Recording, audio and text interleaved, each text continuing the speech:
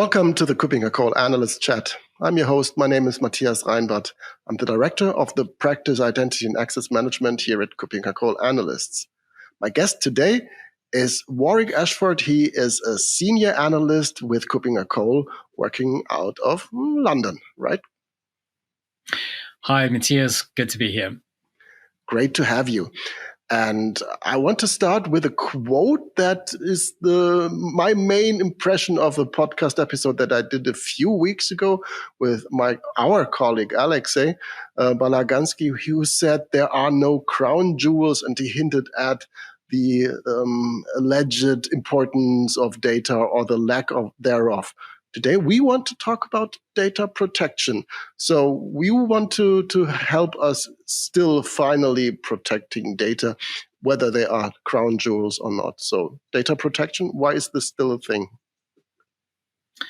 Well, because business is now more reliant on IT than ever before, and we're generating more data than ever before. And this is kind of what drives business and business intelligence and that kind of thing. So to me, it's all cybersecurity in a way is all about data protection. That's what it boils down to, not to mention the need to comply with a whole raft of international data protection regulations. Right. So if we take as an unofficial title of this episode, the 5 most important methods to protect your data from malicious third party, what would be number 1? It's not very sexy, it's not very new, but it's access control. I mean, at the end of the day, this is a core component of cybersecurity, isn't it? But not every organization does this effectively. So it's the basics. It's about limiting access to sensitive data only to authorized users, so only the right people getting access to it at the right time. It's about giving users access only to systems and data that they need to perform their job. So again, a very basic principle, the principle of least privilege, no more than is absolutely necessary. And so good access control can help organizations prevent unauthorized access to sensitive data.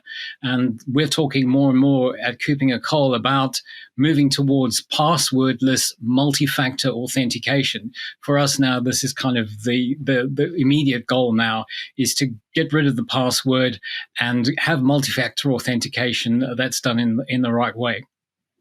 Right. And when you say access control, I've mentioned I'm the director of the practice Identity and Access Management. This is where I smile, because access control goes hand in hand with strong and reliable identities. And that is a good starting point for me. So what is number 2 then? Access control is noted. Okay, and then we move on to data encryption. I mean, since ancient times, we've been encoding or encrypting information to prevent unauthorized access. There's nothing new about this. It's an obvious thing to do. So it's essential to encrypt sensitive data, such as financial information, personal data, and confidential documents to prevent unauthorized access. But the thing is, it's not very widely deployed. But encryption systems have evolved so much in recent years that now it's much easier to do and manage. And as far as I'm concerned, now there's really no excuse for organizations not to be doing this. Right. And I fully agree. So encryption is increasingly important, and we omit the complete discussion around cryptographic mechanisms that look at the post-quantum era, etc. There will be encryption that will have to be strong enough, and it will be in a way that it is not breakable by even stronger computers. So encryption will be there for a longer time. We've been talking now about preventing access to the data by adversaries, by people who are really malicious. What other kinds of protections could we think of? Maybe the loss of data? Well, you're right. You're absolutely right. So again, something that's absolutely fundamental, but that is again not handled very well, is regular backups. Regular backups of important data has always been important, but I think ransomware in recent years has made it more important than ever. And indications are that ransomware is not going anywhere. It's a great cyber criminal business model. It's easy to do, it's easy to deploy, and it makes money. So now regular data backups are vitally important. Obviously, they have to be off-site. You don't want them on the same systems that are also encrypted by the ransomware attackers. So in any system failure or data loss, backup and recovery measures can ensure that data is recoverable and will prevent permanent data loss. Regular backups will also ensure that the data is not lost due to accidental deletion or other technical issues. So, people make mistakes, things get deleted by mistake. So I guess in some circles you would refer to that as insider threat. And again, it's not as common as you would expect. It must be done properly, as I said, regularly. The backups must be held off-site. And then the all-important thing is the recoveries must be tested. I've often heard of stories where companies say, well, yes, we back up our data, but we had an incident and we didn't get our data back because the recovery process didn't work very well.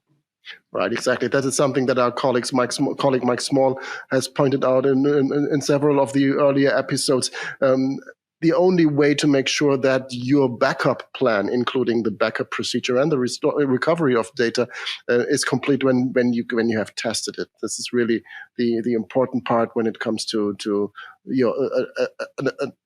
a trustworthy backup strategy. And you mentioned malware, you mentioned ransomware. So that goes hand in hand with treating data, treating systems properly. What would be then one key for you to look at when it comes to protecting data from hostile access? Well, in this context, I think employee training or training of users is incredibly important. I mean, we've been talking for years about end users being the first line of defense, and I think it's true. I mean, it goes around in cycles. This becomes a popular topic, and then it fades out again. But it remains still important, and I think it can be overlooked, which is unfortunate. It's essential to educate employees about the importance of data security. I think the organizations that are successful are the ones that bring it home to their employees just how important data is to their organization and what a loss of data could mean to their organization and to them indirectly. I mean, if the organization were to fold, they would be without a job. So I think employees need to be aware of how to identify things like phishing emails. They need to know how to use passwords safely if they're still using passwords, but hopefully their organizations are migrating onto passwordless solutions, and how to protect sensitive data, know what it is and how to handle it properly, because at the end of the day, their organization could be relying on them. Everybody has a role to play. Absolutely. And we have been thinking back to other episodes before, and now I do it again. I look back to an episode that I did with Martin Kuppinger about this common saying that the weakest link is the employee, and that they need to be trained and they need to be prevented from doing that wrong. And he was completely contradicting, because he said, if there is a system that allows you to click on the wrong link, if there's a system that allows you to have a password that can be just stolen and reused by somebody else, then the problem is not the employee but the password. So there need to be systems that help employees in protecting them from doing something wrong because technology is weak. And that, I think, is your fifth element as well. So to prevent people from doing things wrong.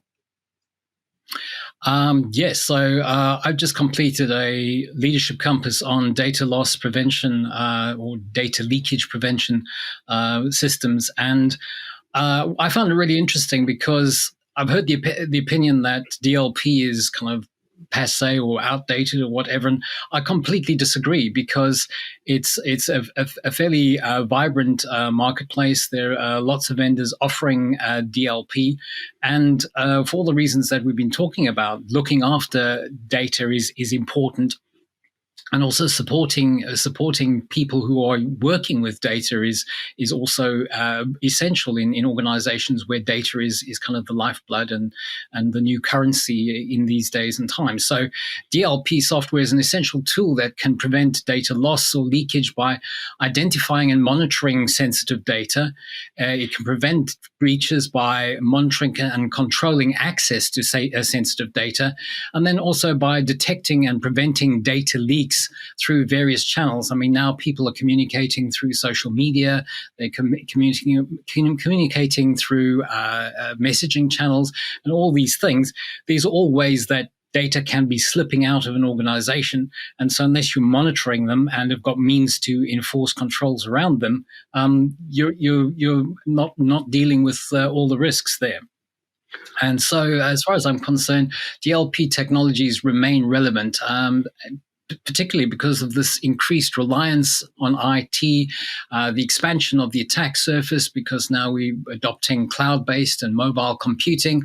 That means that never before has it been as important for organizations to ensure that sensitive data is not lost or misused, mistakenly deleted, as we were talking about earlier, or accessed in some unauthorized way. Right. This is a topic that I see in various areas, that we see technologies that are around for quite a while and which seem to be something like bread and butter and not really that sexy and not really that important anymore, are important, and they still remain important, and they need to be done properly because this is the groundwork to be done. When we look at DLP, this usually for me is something that is looking at the data getting lost to the outside. But I think, as we all know, when we look from a cybersecurity perspective, the main threats can be inside the boundaries of an organization. Then it's not necessarily anymore this traditional firewall, home base security approach, but nevertheless, it's the insider to protect from. Do DLP solutions help there as well? Oh, absolutely. And in fact, some of the kind of what I consider to be the kind of new generation or the latest generation of DLP products, there's an increased focus on insider threat, and some DLP solutions are in fact that is their main focus. It's all around making sure that nothing gets inadvertently leaked and that insiders, those systems are monitored. And as I mentioned, all the various channels that people are communicating via these days, those channels need to be monitored. And that also relates back to the employee education piece, because a lot of DLP solutions will not sort of simply just block things, but will pop up information or provide links. And they have a role to play in this whole education process, where they inform users that what they're doing may be risky from a data protection point of view, and can tell them what the better data protection practices are and how to manage data in a better way. Okay, that sounds like assistance. That sounds like AI, machine learning. Is this making its way into that area as well? I think ML is making its way into just about every technology. I mean, they're just, human beings aren't able to process things at the scale and are not able to correlate things the way that machine learning models can. And so there is a lot being done on the kind of also on the classification side, because that's one of the things that DLP incorporates now, then is not only discovery of data that people may not even necessarily be aware is sensitive, may not be aware of where it is, but also is kind of automatically classifying it. Because again, for years we've been saying you can't protect sensitive data if you don't know what sensitive data is necessarily, or you don't know where it is. So I think ML is being used greatly in that area. Okay, so this is obviously an innovation in this allegedly boring market of DLP. Is there other innovation that you would like to highlight? Yeah, I think innovation in DLP is sort of characterized by, I've already alluded to it, is the support for a wide range of communication channels, both in terms of coverage and use for alerts, so that, teams can get alerts on Slack, for example. Now it comes directly to where they're working, where they're sort of working on a day-to-day basis rather than them having to look for it elsewhere. Also, there is a lot of automation now happening to prevent things from happening. Automatically just preventing people from emailing out data, kind of just saying, this is a risky behavior. It's being blocked for these reasons.